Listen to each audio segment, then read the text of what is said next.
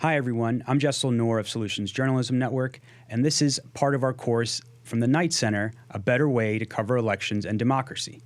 And we have explored the question, what does it mean for journalism to be pro-democracy?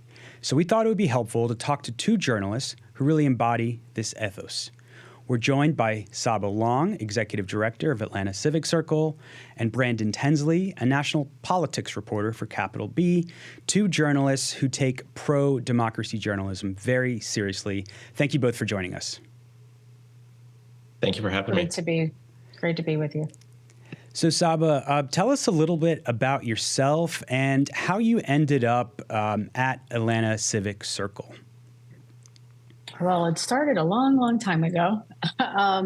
My background was not in journalism. It was adjacent, I would say. So I did a lot of work in communications and PR, on political campaigns, on ballot referenda, technology startups, things of that sort. But I was always around journalists and it was always kind of adjacent to the world of journalism. So fast forward to 2020, I was asked to join the board of Atlanta Civic Circle as it was just beginning. We launched our site in January of 2021. And then by the end of the year, I became our first executive director. So not a through line, not a straight line, but certainly some connections along the way to the media world. And can you tell us a little bit, for those who aren't familiar, what is Atlanta Civic Circle and what communities do you serve and what's your mission? Sure. So obviously we're based in Atlanta, Georgia. It's a nonprofit civic engagement and solutions journalism. That's part of our ethos baked in, is that we are solutions oriented in our reporting. We have two key topic areas. One is housing affordability, which is a huge challenge in Metro Atlanta. And across the state, across the country. And then the other is democracy. So looking at democracy at the hyperlocal level all the way up to the national level. And so those are challenges that the entire country is grappling with and facing. Brandon, can you tell us a little bit about your journey to Capital B, and what is Capital B for anyone that might not be familiar? Yeah, so Capital B is we're a nonprofit newsroom that reports for Black communities across the U.S. And so we have a local national hybrid. I'm on the national team along with 4 other reporters. We have a health reporter, criminal justice reporter, rural issues reporter, and climate and environment reporter. And then we have newsrooms in Atlanta and then also in Gary. And so I've been at Capital B for just about a year, a little over a year, working as a national politics reporter. My beat really is to cover the impact of policy and political movements on Black people in the U.S. And so, that comes in a variety of ways. And before I got to Capital B, I was at CNN for almost 4 years. And so I think the really cool thing for me at Capital B right now is I'm able to work on some of my favorite stories and issues that I got to explore when I was at CNN, things like voting rights or things that I get to explore with a little more intentionally at Capital B in terms of the audience we're trying to serve, the voters we're trying to include in our stories. But, we're also in an election year, so it's been really fun and exciting to keep thinking about what it means to be a pro-democracy newsroom and how we can continue to serve our audience's needs. And, we feel very, very lucky because Atlanta Civic Circle took part in our Democracy Fellowship a couple years ago, and Capital B is taking part this year. And, that question about pro-democracy, Brandon talked about how Capital B serves the Black community in the U.S. And so that question has never sort of gone away in the Black community in terms of solutions journalism. That's something that's always been present in the Black community. And so, we're also very clear that there's no one definition of what that means for every newsroom. It's something everyone needs to define for themselves. Can you talk about how you, and we'll start with Saba, how do you approach that idea of being pro-democracy? You talked about covering housing and the issue of democracy in Atlanta, but what is that? How do you approach that lens, and what impact does that have in your work? Yeah, for us, pro-democracy is really about helping people understand the levers of power.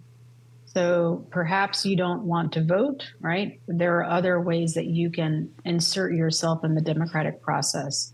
You can reach out to a city council member. You can contact your county commissioner. You can talk to your state representative, your state senator, all the way up to the national level. And so we really try to help people understand what are the various levers that you can press beyond voting. Voting is certainly important, but it's one aspect of being engaged. And the other thing we also do is we're intentional in our language. There's a thought that you have to be a U.S. citizen to be pro-democracy in the United States, and that's not true. Right? So if you think about how diverse our country is, and certainly a state like Georgia, we also try to think through in our reporting, how are we making it accessible across age and across whether or not you are a citizen of this country or not. Yeah, and Georgia and Atlanta are seeing the political power of the Latinx community, the Black community, and really sort of challenging the having opportunity to really challenge power in that state, and we've seen that play out in the last couple of years. So I want to ask you more about that, but Brandon, I wanted to pose that question to you. What does it mean for you to be pro-democracy? Yeah, I think first and foremost for us at Capital B, it's about providing a more complete, more accurate picture of what's at stake for people when we talk about key, items that are happening in the news, key political issues. Often when we talk about something like voting rights, for instance, it sort of remains in this realm of sort of academic notions of what fair representation means. But one thing we try to do at Capital B is paint a picture for readers about, what are the actual stakes of these questions about voting rights and access to the ballot box? What does it mean for someone if they're not able to have a representative who has their interests at heart? How does that play out in their day-to-day way? So for us, pro-democracy at Capital B really means taking a people-centered approach to our reporting and our storytelling. And so what you both described, could not be any more different than the traditional, horse race approach, which we've talked about in this course. So in these conversations, you often hear the sort of the question or even an accusation that, does being pro-democracy mean that you're biased? Does that mean you favor one political party over the other? Because in this accepted traditional sense of objectivity, the media is supposed to be a neutral arbiter between the two major political parties. We've talked about the problems in this course, but I wanted to get you both to respond to that. Saba, let's start with you. Yeah, we were just having this conversation in our newsroom, and it's something we continue to have throughout this 2024 election. You mentioned the two-party system, but we also know polling shows that a majority of Americans are not happy with the two-party system. And so one thing we've done in our reporting is help people understand what are alternatives, what are the pros and cons of alternatives, because we know that there are other candidates running who don't identify with either the Democratic or Republican parties, right? And so we really try to, again, help people understand the impact of the decisions that they might make, help introduce them to candidates that perhaps are not always going to be in the mainstream and they don't have an opportunity to listen and hear from those candidates.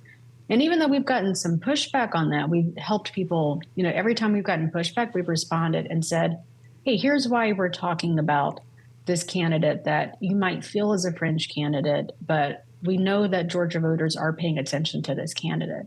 We want them to make an informed decision at the end of the day. We're never going to tell you who to vote for, but we do want you to make an informed decision when you decide to vote.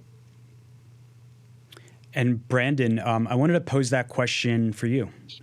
Yeah, one thing that question sort of the impulse that it sort of fuels in me is to sort of turn that question back around and sort of ask people, why is it that people feel that one party is maybe pro-democracy and another party is not? Sort of empirically, can we look at policies that lawmakers of the different parties are introducing, bills that they're introducing, judges or justices that they're elevating to our various courts? So it's this question of, if we have one party that is perhaps widening the franchise and another party that seems to be going in the opposite direction, that seems to be what the question should actually be, as opposed to, are we seeing bias? Are we seeing bias? Are we not seeing bias? If your sort of North Star is the notion of democracy, then it really is a question of why does it seem like one party goes more in that direction, one party does not. And so that's just something that I often come back to, and the way that we sort of report through those issues is really rooting what we're talking about, rooting these issues in people's experiences, rooting them in facts, elevating not only sort of ordinary, everyday Black voters, Black people, but also Black expertise, people who have studied these issues, organizers who are on the ground and can see the effects of these issues. But it's painting a really tight but also vivid picture of what the issue of democracy looks like, and sort of letting people sort of see for themselves that sort of that notion of show don't tell. And so that's one way that we sort of combat it is, we're not trying to advance necessarily a certain partisan agenda, but we are looking at these notions of democracy, of truth, of equality, and that's what we try to have come through in our reporting. So you both, spoke very clearly about what this means, and I wanted to ask you to go a bit further, because I want you to address journalists that might be new to this concept, or maybe familiar with it, but now for the first time are seeing what the stakes are, and they want to embrace this, and so I want to pose the question to you, if you were waking up as today, waking up as a pro-democracy journalist, how would that affect how you approach your work? Because you don't need any new skills. It's a way of approaching your job and understanding your role in terms of journalism and democracy. So talk about how that affects what you do, and how that, in practical terms, how does that compare to what the traditional concept of journalism? And I'm going to start with Brandon this time. Yeah, and this is something that, the year plus that I've been at Capital B, that my editor and I have really had to work out is, how do we, in a very crowded political landscape, politics journalism landscape, how do we make our reporting feel distinct? How do we make it resonate with people who might not be included in your typical politics coverage, people who might have tuned out of politics coverage because they're not included? And one thing that one sort of mechanism that we've gravitated toward it sounds simple, but I think it can be a very powerful tool, is just reframing how you reframing these issues and these stories. If we're talking about something like book bans, or a gerrymandering case in a court or something like that, it can be easy to sort of just start with, like, this case says X, Y, Z. But if you sort of reframe that from the perspective of who is an ordinary person who would be affected by, having one less representative to advocate for them, or someone who, might not have a hospital closed down. Now they have to drive like an hour to get to a hospital, or they don't have a local school. But really personalizing these issues and having that be the entry point into a story. That's really how we've sort of thought about embracing the concept of pro-democracy reporting, is really focusing on the people. And I think when you can go into a story that way, it can make very clear to people, to readers, why these issues matter beyond a sort of abstract or vague notion of, everyone should have access to X, Y, Z. And it's like, well, here's actually an example of what it actually means to have access to this particular right or this resource, or to not have access to that right or resource. And so it's really just that reframing how we think about these issues and who we're centering in these issues is how we've been trying to really approach our politics reporting. And Saba, I wanted to pose that question to you. And one thing I noted that you both talked about is how you were very intentional about who your audience is, and you're really working to serve them. You're not, your goal, you guys didn't say, like, our goal is to talk to politicians. Your goal is to inform your audience and your community. So can you talk about your response to that question as well? Yeah, I would encourage reporters to do something that might feel uncomfortable, but think about if you were running for office, right? So you're reporting usually on the person who's running, But think about this through the lens of the person who's running for office. If you're running for office, you need the voters to understand who you are, why you're running, what issues that they care about that you're going to address. And so if you think about that through a reporting lens, it's not, I'm reporting on what I think you need to know. It's, I'm reporting on what I have heard from you. I've heard you in community meetings talk about this particular issue. I've heard about this in churches. I've heard about this on social media and the grocery stores, et cetera. So really taking, I think Brandon mentioned people-centered, really taking a people-centered approach to your reporting that is not about you and your newsroom, but it's about what the audience needs to hear and understand, again, in order to make an informed vote.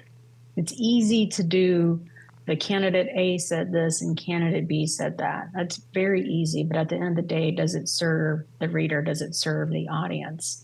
And so that's really what we try to push for, is helping people understand what's at stake, what can you do about what's at stake, and then really connecting those dots, right? Knowing that issue A oftentimes connects to issue B, oftentimes connects to issue C. And so trying to pull back and look at the bigger picture to help, again, folks make an informed decision. And sometimes that requires a lot of work. It's not necessarily going to be easy, but I think at the end of the day, the audience is well served, and then your newsroom is well served. And I also would suspect that the sources and the folks that you talk to, you're going to build trust with them in a way that you probably wouldn't have had otherwise, because you're taking that people-centered approach rather than, I've got a story I need to file and I think I'm just going to make it about X. So if I'm hearing you both correctly, you're saying you're not trying to just give people information about who is saying what. You're trying to give people knowledge, help them understand the broader context of how things are happening and why and what the impacts are. Is that correct? Yeah, that's right. And you also have to remember, and I think about the time that I've been on political campaigns, we know, science shows that it takes 6 or 7 times for something to really resonate and click. And so it might feel a bit of repetition of continuing to share and tell a story in various ways for it to start to resonate with that audience. But again, I think that's important to meet people where they are, to help them understand, here's what's happening, here's the role that you can play. And we're very intentional about that, because oftentimes there's a lot of apathy and there's a lot of distrust and a lot of anger around the political sphere and the political space. And so we really want to think about, how do we give readers agency, and how do we help people understand that this isn't happening to you, but this can happen with you. And here's how to make that happen. That's fantastic. We are getting close to being out of time, but I have a couple more questions to ask you both. Let's start with you, Brandon. For people following this course that are taking this new approach, you both have mentioned some story ideas, but where do you think they should start? What's a good story, or what's a good topic to start on as they're embarking on this journalistic journey of doing pro-democracy journalism? Yeah, like I'll actually sort of continue off of where Saba was going, which is listening to people. I think in a lot of ways it's that old school sort of way of getting to know your beat, getting to know the issues that are actually playing out in people's communities, in your community. It's tuning into Zoom sessions that a community group might be having about a particular issue, showing up if they're doing it in person. It's just having follow-up calls with sources, with people you've talked to for previous stories, to say like, hey, I'm curious, like, is there anything else that you feel like is like happening that people are not talking about, something that you feel like is urgent, that needs more attention? And like Saba said, it's really building that trust, being sort of somebody people can go to when they think that there's an issue that needs to be elevated, that needs more attention. I love it when I'm able to be texting with a source about a previous story or an upcoming story, and they sort of mention something sort of offhand, but then it turns out to be like something that, oh, like actually this sounds really fascinating, really overlooked, or it sounds like something that I've heard somebody else talking about. But it's really just not only being people centered, but being people led, sort of going to where people in your community are, building up, organic relationships with them, and figuring out like, what are the issues that are animating people? What are the issues that people really feel like need attention? And I think that is the way to get some of the best stories. It's not, you won't get stories that are sort of contrived, stories that are manufactured, but you're really getting stories that that get at the heart of issues that really affect people. And what you just said really resonated, because part of what we're trying to suggest in this course is that, journalists may think they know what their audience wants, but unless they actually talk to their audience and listen to their audience, they're not going to actually know. They can suspect, they might have a good idea, but it is important to actually talk and listen. And I mean, emphasize listening here, but it's important to listen, because as you said, you will get the stories that no one else is doing. You will build, and part of that, of course, is building trust and those relationships with your sources and your community. Saba, for you, what kind of stories would you like people to see report this year that they might not have done before? Oh gosh, I have like a dozen probably. I think everything from trust. I think there's a lot that we can explore as a society around trust at the local level, the national level, and the state level, and how that plays out across all aspects of our society and democracy at the local level in particular. Another is, again, around connecting the dots. We write about housing affordability, but we write about democracy, but within that, we also write about labor, because we know that what someone makes on an hourly or annual basis is also determining where they live, which determines what kind of schools their kids have access to, which determines the quality of health of that family. And so really trying to connect those dots and helping people understand how all these different policy areas play together, right? So someone might say, I'm a single issue voter, but helping them understand that's one single issue is also connected to a multitude of issues. I think that's really important. I know there's a lot of angst right now, and I'm curious to see what Capital B does about this, around what happens to Black voters in this election. And I would encourage newsrooms to really be thoughtful and nuanced and talk to a variety of voters, rather than saying, I interviewed one person and therefore I have a clear understanding of where, insert a particular type of voter stands. I know where Asian voters stand. I know where Black voters stand because I talked to this one voter. I think that's really critical in this election. And then the last thing I would say is really pay attention to down ballot races. We know for the most part, folks are pretty clear on where they're going to vote between the top of the ticket. But we also know that if you really care about democracy, it starts at the local level, right? If you think about the current president of the United States, his first job wasn't senator. His first job was a county commissioner. And so, again, helping people think through, why should I care about this person that's running for judge, or this person that's running at the city level or the county level? What the heck does the soil and water commissioner do? Really helping, again, people just understand the very basics. Because once you understand that and you've got that strong base, right, you can then build on top of that. All right, Brandon and Saba, thank you both so much for joining us. We had a lot more to talk about, but we're unfortunately out of time for this segment. But thank you, and can you please both tell us where viewers can go to follow your work and see what you've been working on, and follow you follow your work in the future. Brandon and Saba, please. Yeah. So for Capital B, you can just go to capitalbnews.org. We're also on Instagram, Twitter/X, Blue Sky, and TikTok. And Saba, we are not on TikTok, which may or may not be banned soon. I'm not sure, but we are on all social media platforms, or most social media platforms, and our website, Atlanta Civic Circle. reinvent.org. I also just want to quickly give a plug for something that SJN has called, I believe it's 21 Questions That Complicate the Narrative. It is a fantastic tool for journalists and editors and others in the newsroom to use as you think through, how do I report on an issue that's really complex? And how do I do this in a way that's nuanced and helps people understand it, so that it's not seen as we're leaning to the left or we're leaning to the right, but you're really getting a whole picture of a particular topic and really serving your readers. And thank you for that. That's a perfect segue. Actually, this whole interview has been a perfect segue, because our next segment is all about how to engage with your audience. And later on in this course, we'll be talking about complicating the narrative. We'll talk to Amanda Ripley and really dig into those important questions, which are going to be, more important than ever during this election year. Thank you both for joining us. Thank you. Thank you. Appreciate it.